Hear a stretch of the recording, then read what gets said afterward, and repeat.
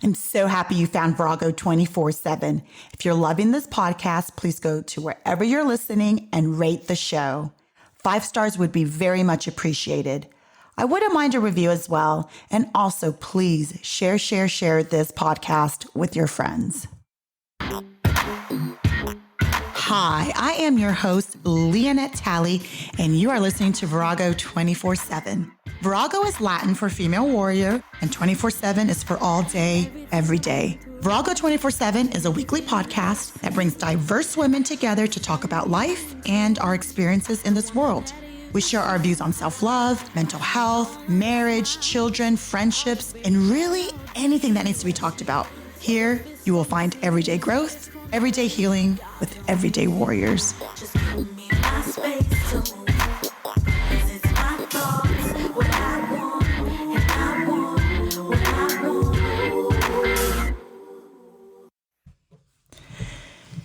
Hi, everyone. I have Shiny like the sun with me today. And before we get started, I just want to thank everyone for listening to Virago 24/7. This is going to be our 40th episode.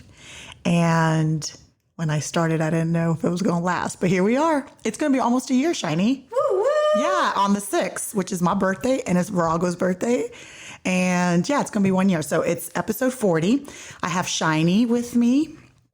This is so exciting because you didn't tell me that. I didn't. That's so exciting. I didn't. I remember we were together when you were listing your dreams. Yes. All of last year, since Shiny's a neighbor, we spent a ton of time together. Yes. A ton of time just talking about visions and things that we wanted to do. And then I said, listen. It was like our pandemic pajama play dates. Yep. It really was. And I started doing it. She's like, damn, you're actually doing this, aren't you? Yes, because we all got dreams. And on my dream list, I think the only thing I've got is we've got our swing in our yard. And it's a wonderful swing. It's a great swing. I just randomly just pull up to her house and just jump on it. And you swing. And I swing. And I'm like, I'm sure she can see me from her ring video. Hi, Shiny. Khalil, when I did it that one day, he's like, are you allowed to do that? Because I was like, it's a beautiful day. I'm just going to get out of the car and jump on her swing. He's like, are you allowed? I'm like, of course I can. She's my friend. Well, I was going to say that swinging reduces anxiety. It does. So Kaylin, my 20-year-old, that's what she's been doing for years. And now Corinne, my 11-year-old, is doing the same, like every single day. And it's very therapeutic for them. So, I mean, it's not just for kids, right? Because our swing, I think, goes up to, maybe 300 pounds. Attached to a very thick tree. Yes. Yeah. So I welcome adults to start swinging. Well, I think it's amazing, but on trees. Swinging on trees, not swinging. Period. I don't know if I could do that. You know what? Whatever floats your boat. No, I have no judgment. I have no judgment either. But me, I'm a very jealous person, and I would not. No. That would be super duper duper hard for me. But anyways, we're not here to talk about swinging. No. Shiny had an awesome topic, and she's like, I have so many things. So this is going to be however many parts we come up with. This is not going to be the only time we talk about it.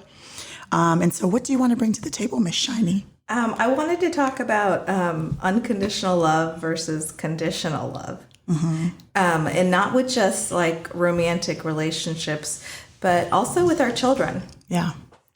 I think it's a really important topic, and I think a lot of people kind of misuse that word and don't really understand it because they think that they're,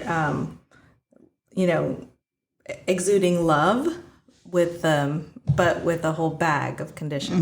Mm-hmm. That's a quote. What is that? The quote that you found? No, that's not the exact quote. That was my version. But I do love that. It is true, though, right? Mm-hmm. Everyone's looking for it, but they bring their whole bag of conditions. Yes, about love. Yes, yeah. And the same thing with their children. Mm-hmm.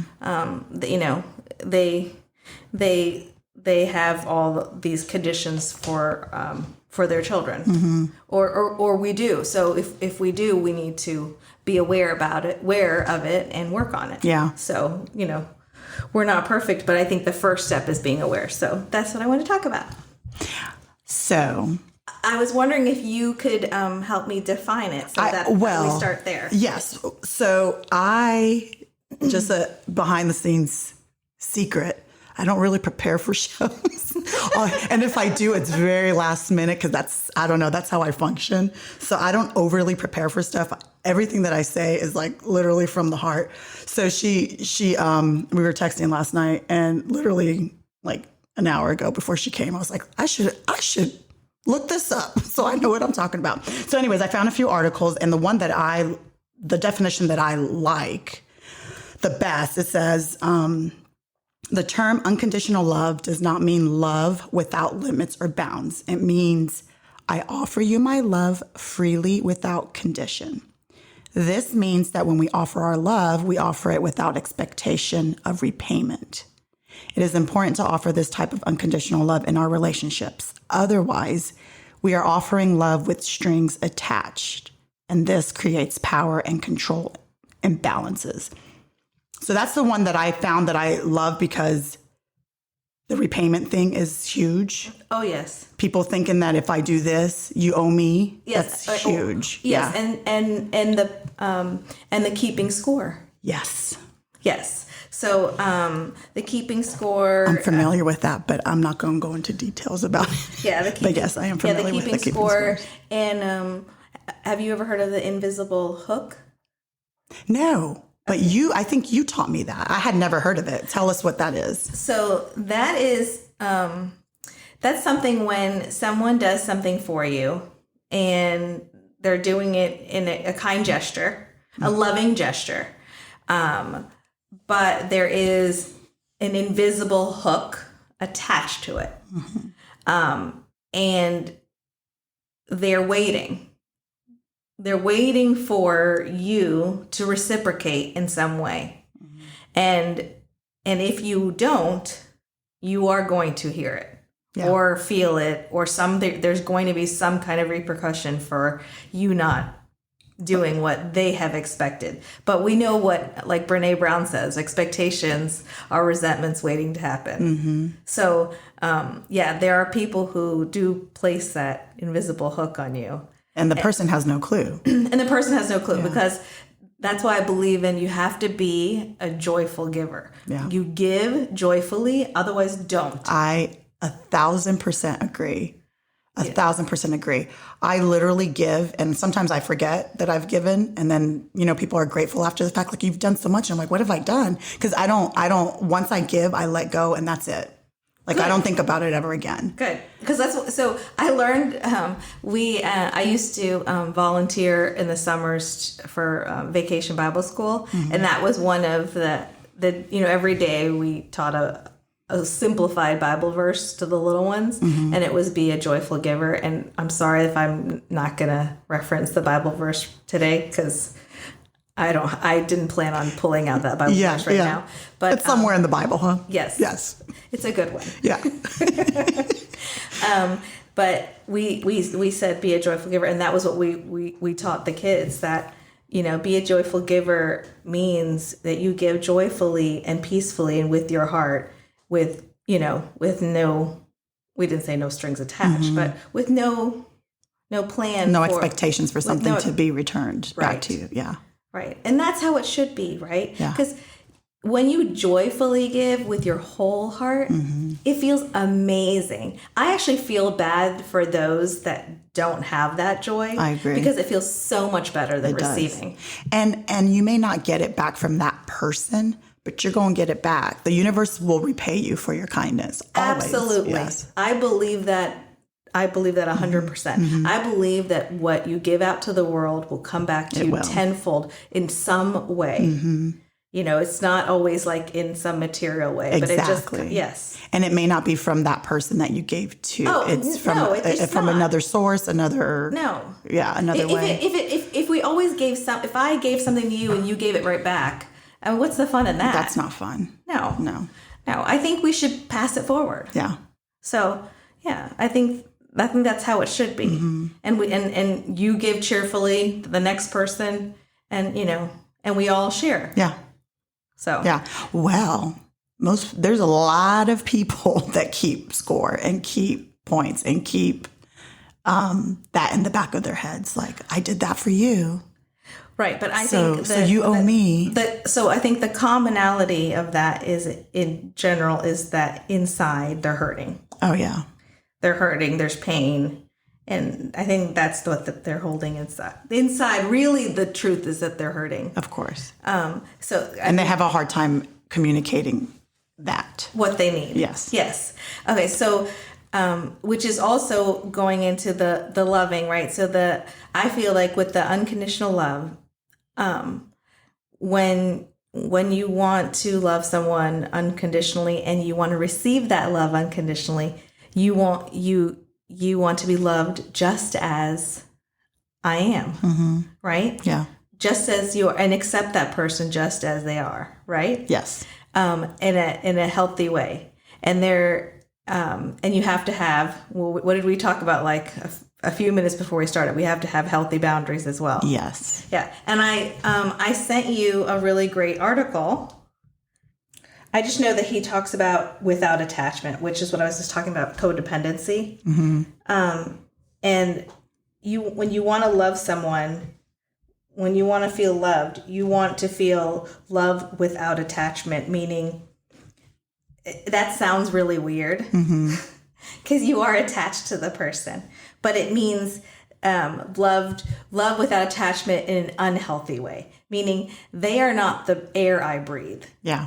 I can breathe on my own. They can breathe on their own, and we breathe together. And we just enhance each other's lives. Yes. Yeah. Yes. And we have healthy relationships outside each other.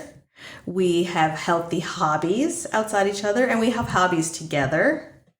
And we support one another in our hobbies, in our jobs, in our lifestyles. And we communicate openly and freely and everything. And if there is an issue, we talk about it. That's like the ideal. That's the way to do it. Yeah. Yeah. That's the way most relationships should be, but they're not. Yeah. No. That's the adult way of handling things. Yeah. And I was talking to someone recently about like same way like with friendships, like you say, oh, I'm really good friends with this person and I'm sort of friends with this person, how it's not measurable. Like you can't really measure like how close you are with this person or that person. Same thing with love. You can't say, oh, I love this person so this amount and that person this amount, because it's immeasurable. Yeah. You love that person so much, it's an abundant flow. Yeah. But you don't want it to be so overflowing that you feel intoxicated and you feel like with a day without them, or say that you have a fight with them and they say something and they break your entire day. Yeah. Which has happened. I mean, I've been there. Have you? Yes. Yeah. I mean, I've been there where I have felt that way. I mean, I'm in a much better place now, but I have felt where my day could be completely broken. Where I've been so attached, where I felt completely sad, and my day is like determined by someone else breaking my day. Yeah. Even a friend breaking my day. Like I realized that I had an attachment tendency, and that's from my own past, my own past trauma. But by working on it, now I can recognize that other people don't have to affect my day. Exactly. I control my happiness. Yes.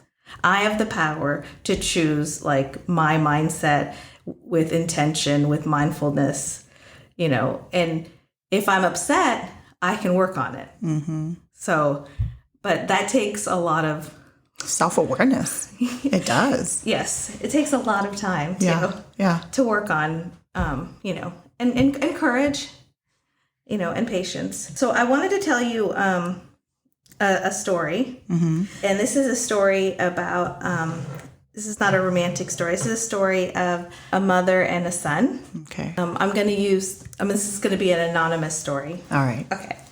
So this mom, I'm going to give names so it's easier to relate to the story. This mom's name is going to be Sally. Sally. Mama Sally.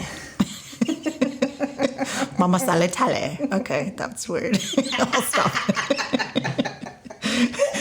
Sidebar, Philip used to have a crush on Halle Berry. And he's like, she could have been Halle Talley. I'm like, all right, Philip. Calm down. That's a big dream list. It is very big. Halle Talley. Anyways, so Mama Sally. I'll let you name the son's name. Okay, son. For some reason, Joe pops in my head. Joe. I don't know why. Okay. Like Joe Mama. My brother does that.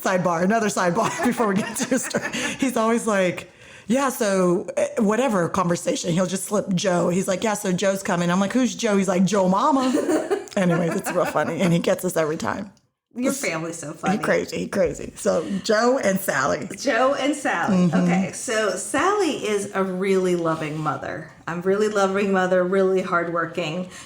Sally is a single mother, and she's been through a lot, but she's she's persevered. She's gotten her son Joe educated and worked really hard to get him through school, and her expectations are the reason that I'm telling you this story. So Joe grew up and decided that he wanted to move out.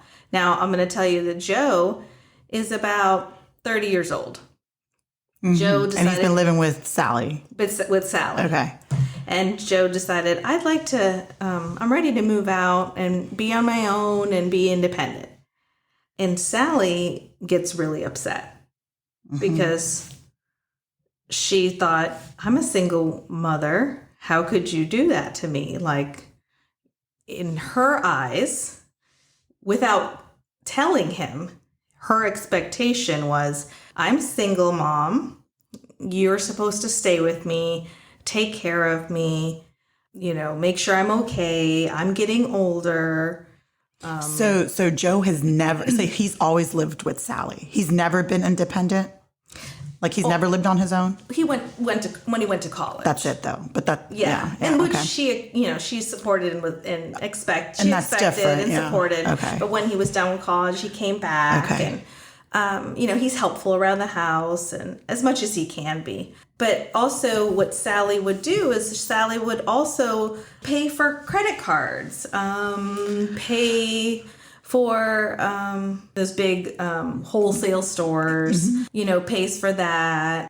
And so on the outside and in her perspective and in the outside, like people her age, I guess her friends or her little camaraderie group see it as, wow, she's so sweet, she's so caring, she takes such good care of him, she pays for things, like he has it so good. Mm-hmm.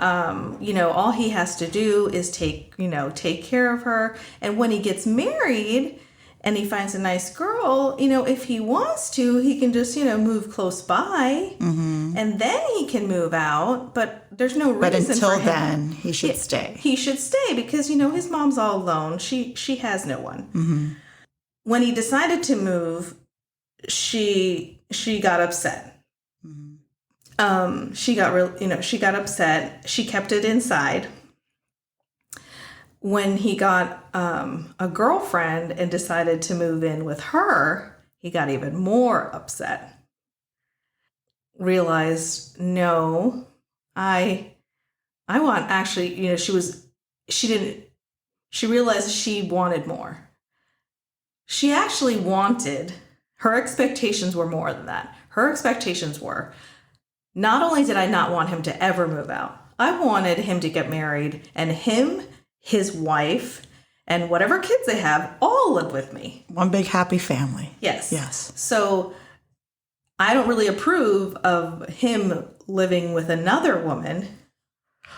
I want him to only live with me and live with and if he marries anyone, she must be of someone I approve of.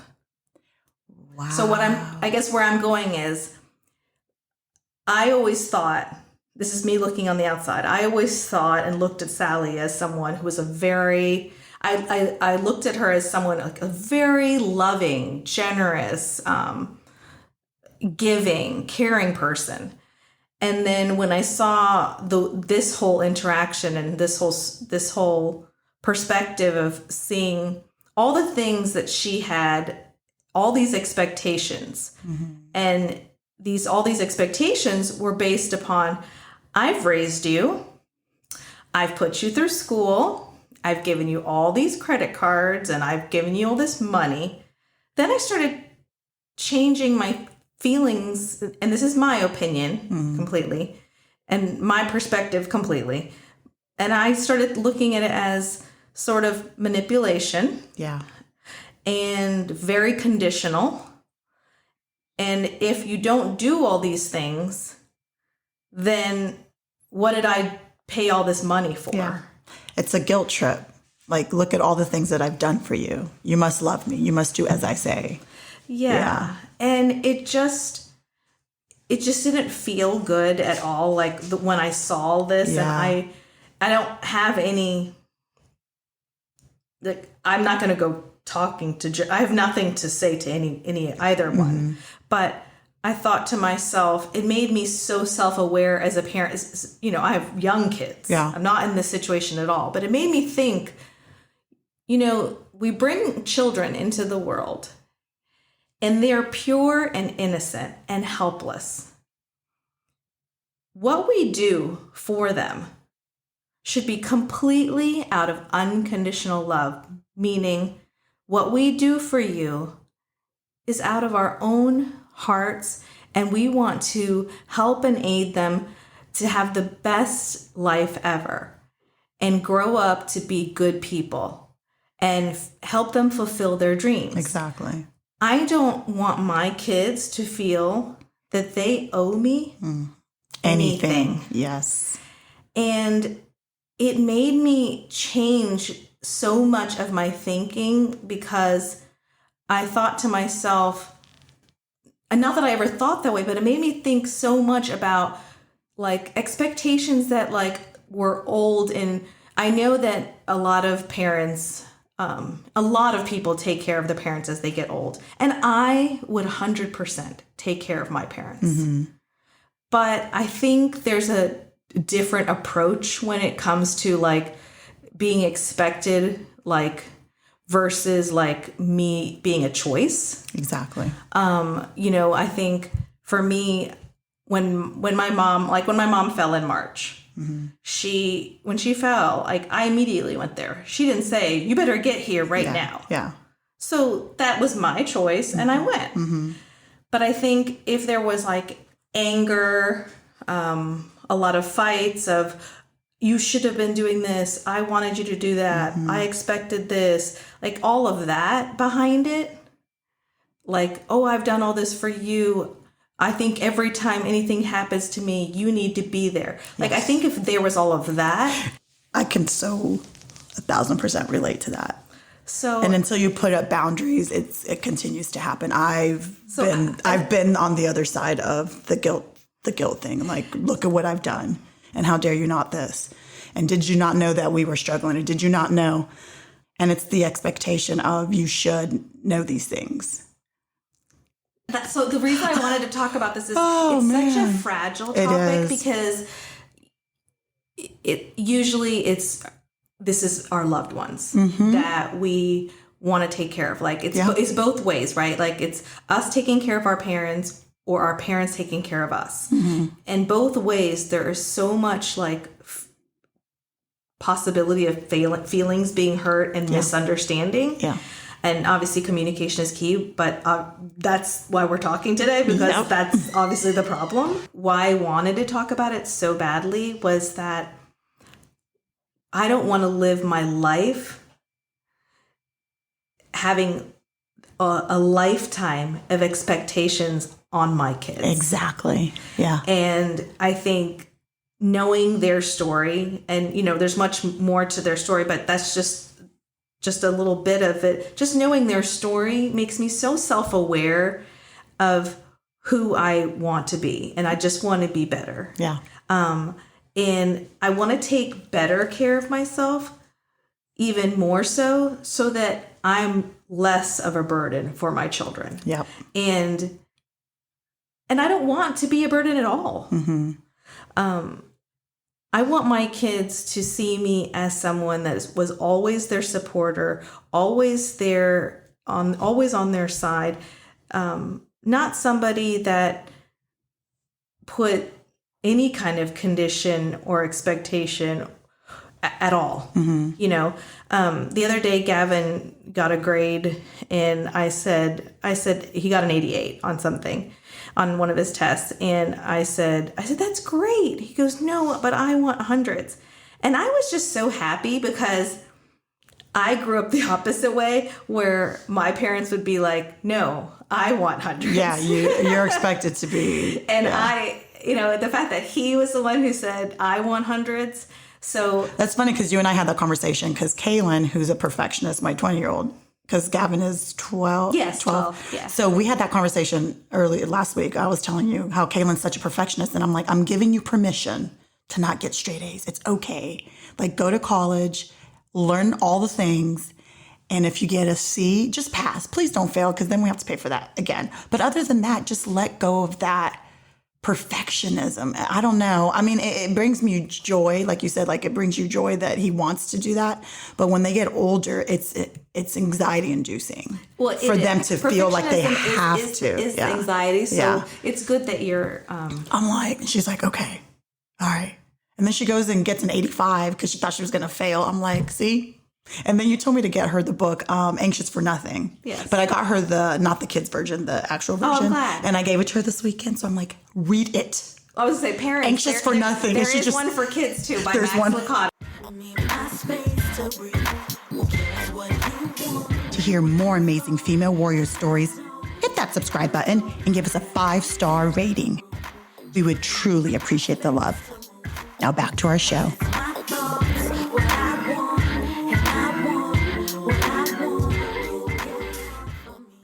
Back to the parent-child, and you saying that you want to be the best person that you are, so that it is such a burden on the children when you're trying, okay, when we're older, I'm the child, and you're getting married and you're having babies, which is like super, hard and stressful, and you're starting your own family.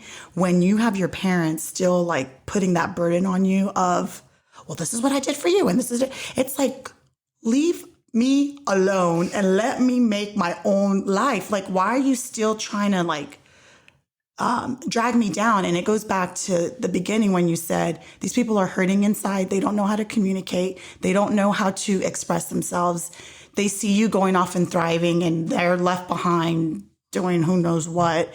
And I've been through this.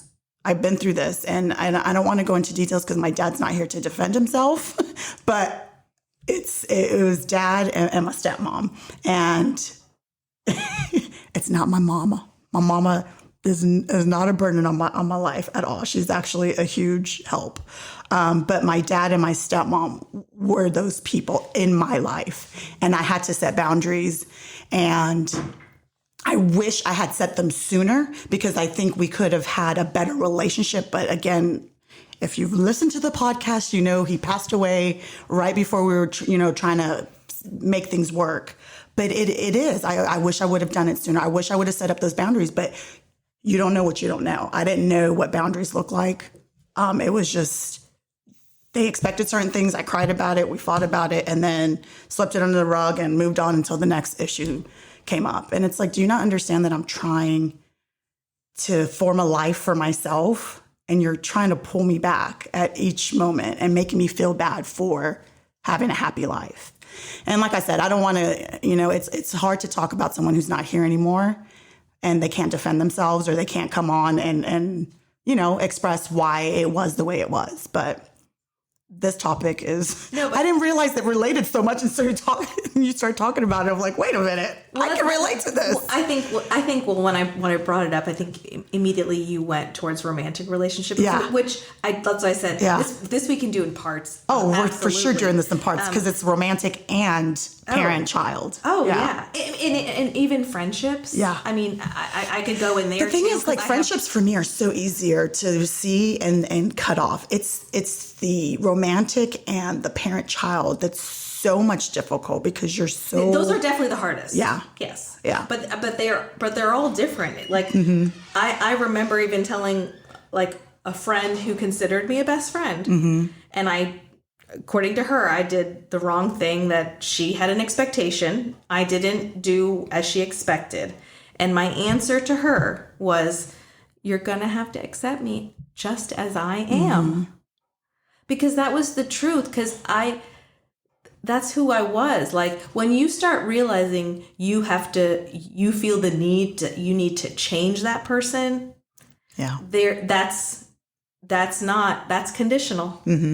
You're going down the wrong road, because unconditional is accepting and loving that person just as they are. That's hard, because people get married even and they say, oh, he'll change that. Oh, I'll get him to do blah, blah, blah. Yeah. I mean, and of course, like, yes, okay, maybe he never threw out the trash before and he'll start doing that. Okay, I'm not talking about things like that. It's like big stuff. Big stuff. Yeah, big stuff. And you know, we've all been there where we have these dreams. Like, you know, I mean, I spent the weekend with my my cousin and her best friend, and they're in their 20s, and they have all these beautiful dreams and idealizations of what marriage should be like and what husbands should be like, and they're beautiful.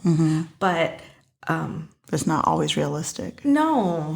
And I also think, like, my advice only to them really was more like, one of them was about, like, birthday parties. Like, one of them said something about, you know, having an expectation of having her partner, you know, throw her a birthday party or something.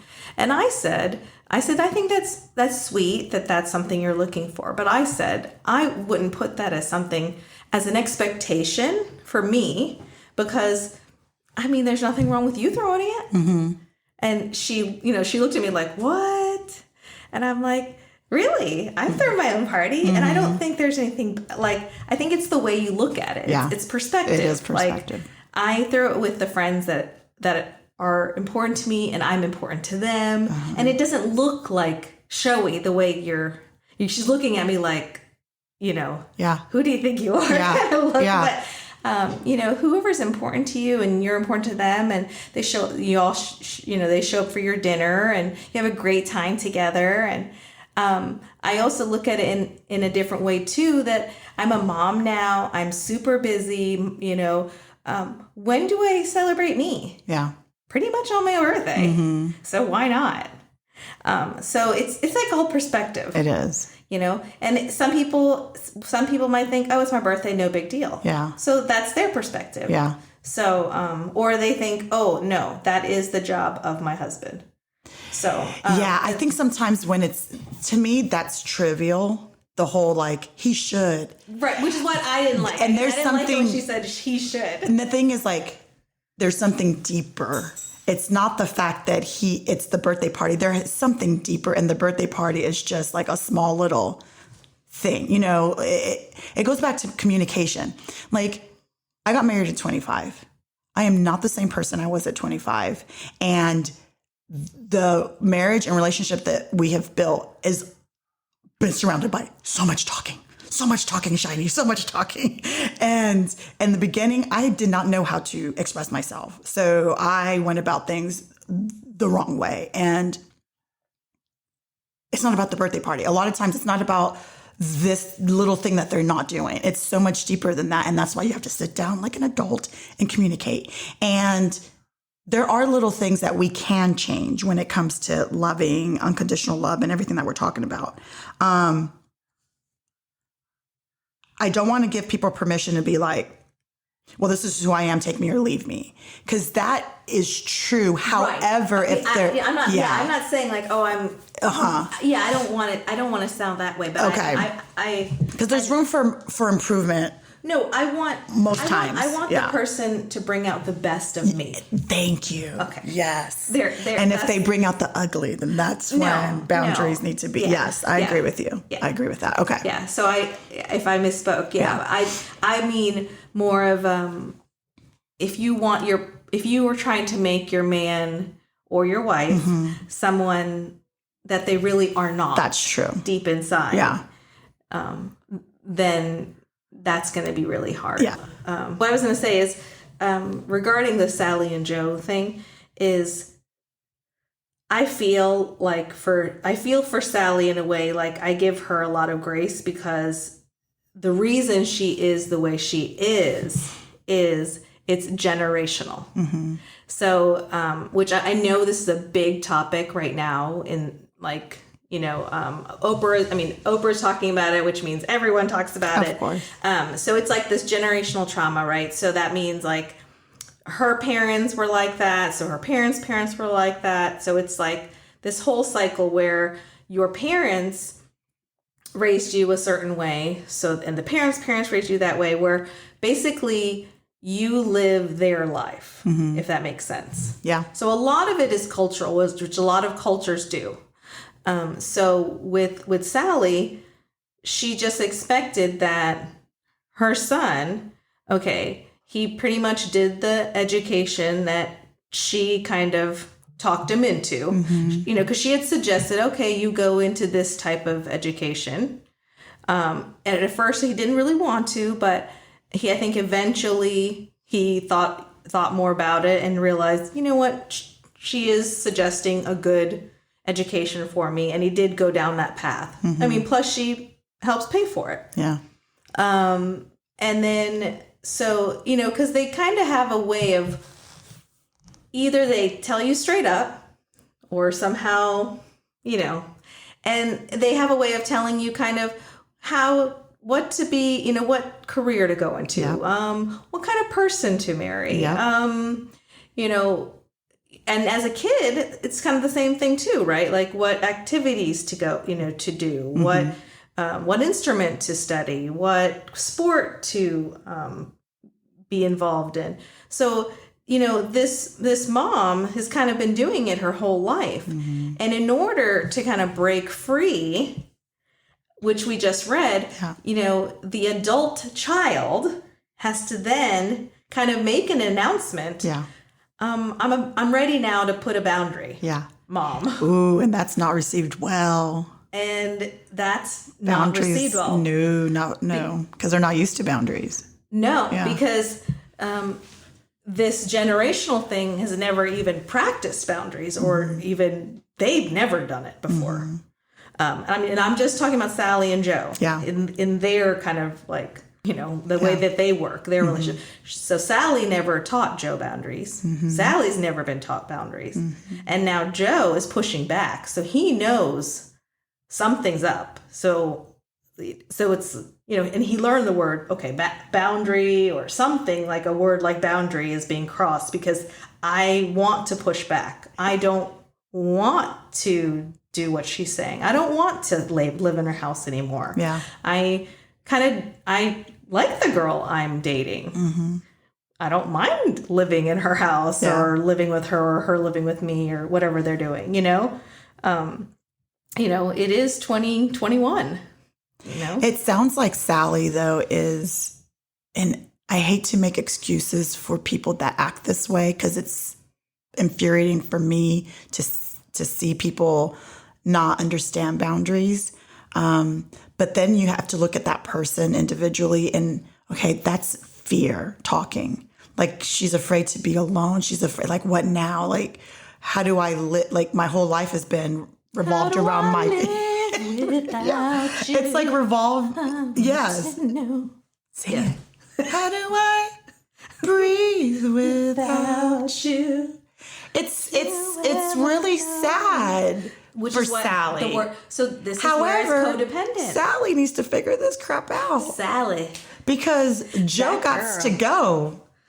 Right. So that's why I'm not going to use that weird word, but this is where I feel like the relationship started kind of getting kind of weird and eerie in the story, because I feel as if Sally's expectations of her adult son are now too much. Yes. And yes, she's a single mother, but he is an adult. He's a grown ass man. And he don't want to be with his mom, you know. And this is why I feel no guilt about living my life outside of my children, because they are going to leave one day. And they are going to live their life without us. So I need to find what I like to do and things that bring me joy outside of them, so that when they're gone, I still have my stuff. Yes. And I don't have to burden them with like, oh my gosh, now you're gone and who am I without you? No, man, LT is not going to do that. Which is why that's why I said this whole thing is so important, because it's the same thing with romantic, right? It is. We need to have a life. You need to have I know that there are a lot of couples who hang out as couples with each other, vacation is together, go out to dinner together, like couples with other couples and couples and couples. All the couples are just hanging out together. Couples and couples and couples. A bunch of couples and couples. All the couples. And I think that's awesome. Yes. But I also like times where you hang out just as friends. Exactly. You know, I think it's like fun. Yes. It's freeing. Yes. It's liberating. Yeah. It's like, I feel like I don't know. I feel, for me, I'll say one of the things that it does do for me when I hang out with like some friends, it makes me feel young. It does. You know, because I feel like I can be like kind of goofy and giddy and silly. And I just think it's just good for the soul. Yeah. And it's healthy. Mm-hmm. It is. It's healthy for you to have a life outside your marriage, romantic relationships and outside your children. I agree. Yes. You know, and that's relationship, and in hobbies too, like you were saying. Hobbies too is very healthy. Yeah. And outside your work. Yeah. And all that. But yeah, so I was the Sally Joe thing, you know, unfortunately, Sally is not self-aware of all the control that she's trying to put on Joe. And Joe is trying to fight back. Yet Joe, what I haven't really said is that Joe actually sort of likes the fact that in charge of stuff at home for Sally, because that's been a relationship that, you know, he's been in charge of things. Yeah. You know, he's gotten money for it, like, and didn't mind taking the money, right? Of course. Because that's the other thing. You know, he had the opportunity where he could have said when he started working, or even before that, when he had like, you know, smaller jobs or something, he could have said, you know, I don't really need this, whatever, this Big Lots card, or I'm just making up that store, but, or I don't need this credit card. I'm good. He didn't have to take it. Yeah. They were codependent with each other, both. Right. But now he's trying to break away. Yeah, people that normally do that aren't self-aware. No. Which is infuriating too. Right, which is what... A lot of things infuriate me. Self-awareness is definitely one of the top for me. Like, how do you not know that this is not healthy? Well, denial is a coping mechanism. It's a self-protective behavior. Yeah. You know, so I'm so thankful that God gave me that gift of self-awareness. Because even when I'm being an asshole, I'm very self-aware that I'm being an asshole. You know what I'm saying? I don't say or do things without being aware of what I'm doing, if that makes sense. So if I'm being an a-hole to you, I'm very aware that I'm being an a-hole to you. Well, I appreciate that. But like I said, the self-protective being... That's just like, thank you for the gift of self-awareness. I think they're not aware because... of so many things. Of so many things, you know. So many. And who knows what Sally dealt with in her younger years and her trauma. Yes. Right. So this speaks, I feel like all the things that she's doing speaks volumes on what she's been through. Yeah. Unfortunately, she's putting a lot of that onto her child, which is another lesson that I learned from is when we're good, our kids are good. Mm-hmm. So I think the focus also should be that we take really good care of our mind, body, and soul. Yes, ma'am. Because when we feel good, when we don't feel anxious, when we feel like we've gotten good sleep, when we feel like we're taking care of ourselves in every way, that like literally trickles down. Absolutely. Yeah, I 1,000% agree. Yeah. Our kids know. Yeah. They feel everything that we do, and they do not. Remember, it's not do as I say; it's do as I do. Right? Yeah. They're watching. They are. So if you're a good person, you will have little good people. Mm-hmm. So I think that's how you teach them love. Yeah. That's how you teach them empathy, and empathy is the cure for everything. I mean, I've said that before. It's the cure for racism. Mm-hmm. It's the cure for prejudice. It's the cure for, everything. Yeah. So, if we can get our kids to be empathetic as young as possible, we're doing the right thing. That's the key. Yeah. Yeah. So I know, Shiney, this was just us laying the foundation for more conversations on this topic, because I know you have like categories and subcategories. Well, I'm really passionate when it comes to being a parent. I know, and I love this topic. So we will be back with Unconditional Love. Yes. Part 2, 3, or however long it takes us to get everything out on the table. Yes. I will leave you all with this quote. Even after all this time, the sun never says to earth, "You owe me." Look what happens with a love like that. It lights the whole sky. See ya. Thank you so much for listening to Virago 24/7. If you haven't done so already, go ahead and hit that subscribe button, and please give us 5-star ratings. Also, don't forget to follow us on Instagram at Virago24_7 and on Facebook at Virago24/7, and just connect with us and share your story. We'd love to hear from you.